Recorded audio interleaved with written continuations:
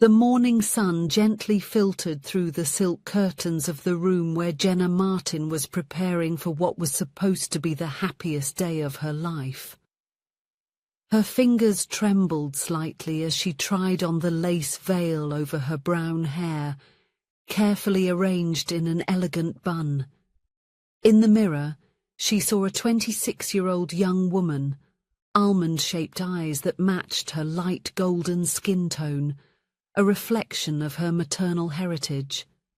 Jenna had always been described as reserved and studious, having grown up in a wealthy family where business came before emotions. Her father, Richard Martin, owned a chain of luxury hotels, and her mother, Elizabeth, was a socialite known for organising the most prestigious high society events. Raised amidst wealth and protocols, Jenna developed an introspective personality, finding refuge in books and the silent desire for true love. It was during a charity dinner organised by her mother that she met Alexander Reynolds, heir to a rising technology company. Tall with an athletic build, dark hair and a magnetic smile, Alex seemed to have stepped directly from the novels Jenna used to read. Over a year and a half of dating, she believed she had finally found her fairy tale. The Martin mansion was bustling with activity. Florists, decorators and organisers circulated through the wide corridors, finalising the details of the ceremony that would take place in the property's garden. The scent of fresh flowers, white roses and peonies, Jenna's favourites, filled the air. "Just one more hour and I'll be Mrs. Reynolds," Jenna whispered to herself, feeling a mix of excitement and nervousness. She decided to go downstairs to have some tea and calm her nerves while the makeup artists and hairdressers finished setting up in the adjacent room. Walking down the corridor, Jenna stopped abruptly upon hearing voices coming from her father's office. The door was slightly ajar, and she immediately recognized her parents' voices. "Do you really think this wedding will save the situation, Richard?" Her mother's voice sounded tense. "Elizabeth, you know we are on the verge of bankruptcy. The merger with the Reynolds company is our only way out. Alex is aware of the situation and has agreed to the terms. But deceiving our daughter this way, Alex clearly does not love her. I saw how he looks at that assistant of his when he thinks no one is watching." Jenna felt her heart freeze. Her mother's words echoed in her mind like a nightmare. "It was the deal we made," her father continued. "He marries Jenna, our companies merge, we save our assets, and he inherits part of the hotels when I retire. Business is business, Elizabeth." With shaky legs, Jenna silently retreated. She felt as if she had been punched in the stomach. All the air had been expelled from her lungs. She needed to confront Alex, needed to hear from him that this was a terrible misunderstanding. She found him in the garden gazebo, dressed in his impeccable suit, talking to the best man. When Alex saw her, his smile faltered as he noticed the wedding dress. "Jenna, you shouldn't be here. It's bad luck for the groom to see the bride before the wedding." He tried to joke but noticed the devastated expression on her face. "What happened?" "Is it true?" she asked, her voice almost inaudible. "Are you marrying me because of a business deal with my father?" The silence that followed was the first confirmation. Alex dismissed the best man with a gesture and turned to her, his face now stripped of the charming mask he had worn for 18 months. "Who told you?" he asked, his voice as cold as Jenna had never heard before. "I overheard my parents talking." "So it's true? Was it all a lie? The flowers, the gifts, the plans for the future?" Alex adjusted his tie in a calculated gesture. "Don't be naive, Jenna. Marriages in our social class are rarely for love. They are alliances, business opportunities. But you said you loved me. Jenna felt the tears burning her eyes, but she refused to shed them. All those times. Words, just words, he replied with a nonchalant shrug. Frankly, I thought you were smarter. You were always so intelligent about everything except noticing the obvious. I never loved you. It was convenient for both of us, or rather, for our family's businesses. Each word was like a dagger piercing her heart. The casual cruelty with which he dismissed everything she believed they had built together left her momentarily paralyzed. And that woman, your assistant. A scornful smile crossed Alex's face. Melissa?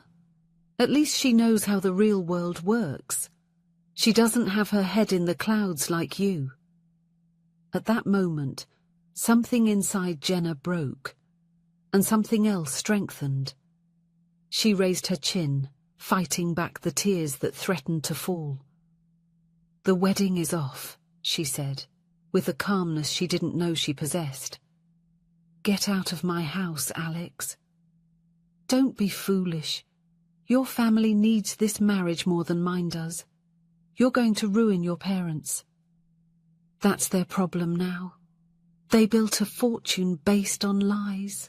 Let them lose it the same way.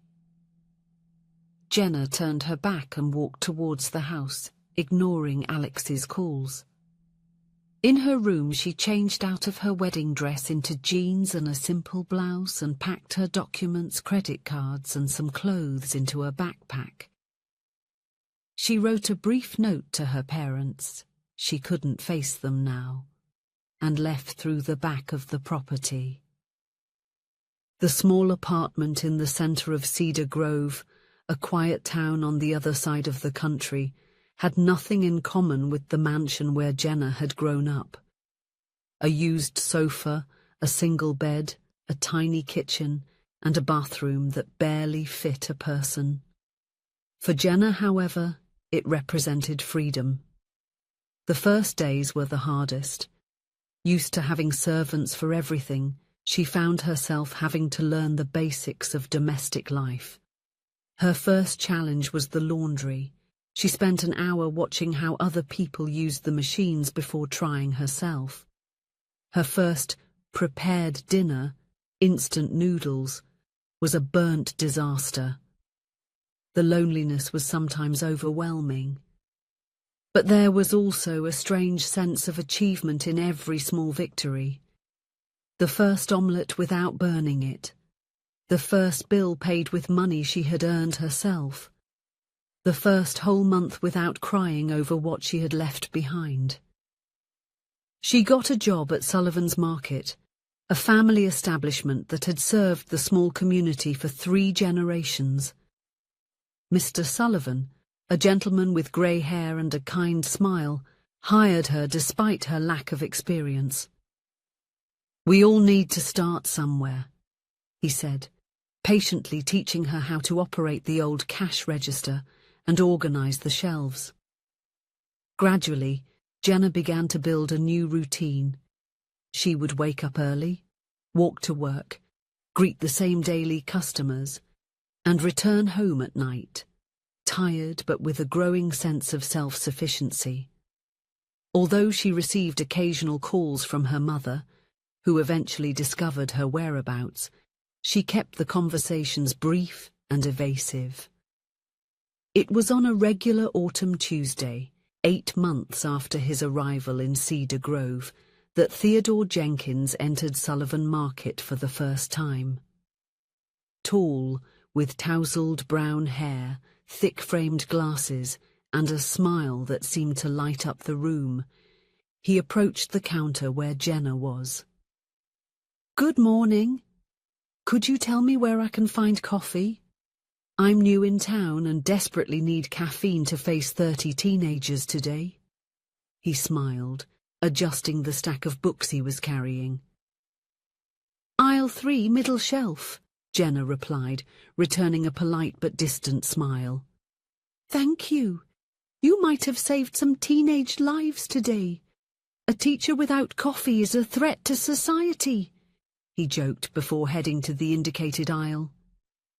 From that day on, Theodore, or Theo as he preferred to be called, became a regular customer. Always after classes, he would stop by to buy something, sometimes basic necessities, other times just a chocolate or a magazine. He always had a joke or good-humoured comment, regardless of how his day had been. "Can I invite you for coffee one of these days?" he asked after nearly a month of daily visits. "I promise I won't talk about how my students think Shakespeare is totally outdated, like, you know." Jenna felt the familiar protective wall rise up. "I appreciate the invitation, but I'm not interested in going out with anyone at the moment." "No worries," Theo replied without hesitation, his smile unchanged. "The offer still stands if you change your mind. In the meantime, I'll keep coming here daily for the excellent customer service." In the following weeks, Theo continued to show up, always kind, always respectful. He never mentioned the invitation again, but his constant presence began to become an expected part of Jenna's day. One afternoon during a particularly strong storm, Jenna was closing the market when she saw Theo standing outside, drenched, without an umbrella.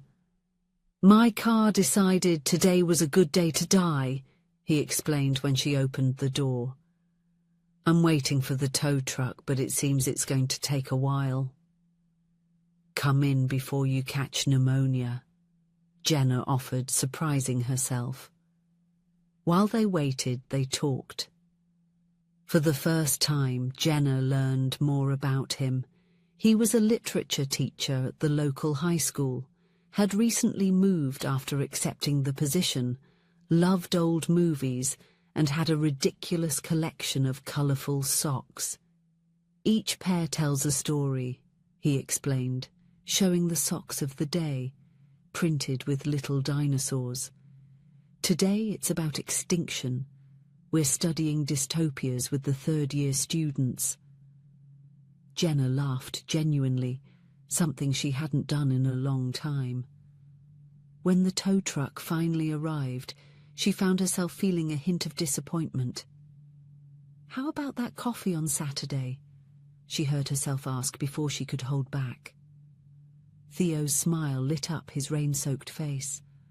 "I thought you'd never ask." One coffee turned into two, then a dinner, then a walk through the city park. With Theo, Jenna discovered the pleasure of simple conversations, spontaneous laughter, and the beauty of moments shared without pretense or ulterior motives. "Why are you so closed off sometimes?" he asked one night as they walked under the city square lights. Jenna hesitated, but something in the way Theo looked at her, with genuine interest without judgment, made her open up. She told him about her ex-fiancé, Alex, about the betrayal, about her escape. She was surprised at how liberating it was to finally share that story. "Well, I can definitely say that the guy was a complete idiot," declared Theo when she finished, "but I'm kind of grateful to him now." "Grateful? Why?" "Because if you had married him, you wouldn't be here with me now, wearing those ridiculous socks I gave you." He pointed to the socks printed with little unicorns that she was wearing. Jenna laughed, feeling a warmth in her chest that she thought she would never experience again. "You are impossible, Theodore Jenkins." "It's part of my charm," he retorted with an exaggerated wink. In the following months, their relationship naturally blossomed. Theo never pressured her, respected her moments of insecurity and withdrawal, but was always there when she opened up again. Gradually, the walls Jenna had built began to crumble. A year after the day they met, at an impromptu picnic on the small hill overlooking the city, Theo proposed to her. Not with an expensive ring or grand gestures, but with sincere words and a simple ring that, as he explained, belonged to his grandmother. She always said that I should only give it to someone who makes my heart smile. And you do, Jenna, every day. The wedding took place the following spring at the small chapel of Cedar Grove. Very different from the lavish spectacle that had been planned 2 years earlier, it was intimate and personal. Jenna wore a simple dress, wildflowers in her hair, and the most genuine smile she had ever displayed. The few guests were mainly friends she had made in the town, Mr. Sullivan and his wife, some of Theo's colleagues, neighbours. To her surprise, her mother attended alone, visibly moved to see her daughter so evidently happy. During the reception, while they danced under the lights hanging in the backyard of the house they had bought together, modest but cosy, Theo whispered in her ear, "Did you know you're the best thing that's ever happened to me?" Jenna rested her head on his shoulder, feeling a peace she had never experienced before. "I love you, Theodore Jenkins." "And I love you, Jenna Jenkins. Yesterday, today, tomorrow." It was a sunny summer day, 3 years after that cancelled wedding, when Jenna attended a literature conference in a nearby city where Theo was going to present a paper on contemporary poetry. In the hotel lobby where the event was taking place, she froze upon seeing a familiar face, Alex Reynolds, seemingly more aged than his years suggested, talking with other participants. Before she could decide to move away, he saw her, and his face paled. He approached hesitantly, as if unsure of his reception. "Jenna, is it really you? You look different." She did not respond immediately, assessing the man in front of her.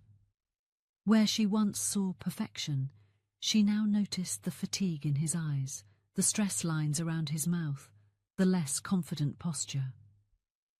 "What are you doing here?" she finally asked, surprisingly calm. "I am representing my company. We are sponsors." He paused, looking at her intently. "I looked for you, you know.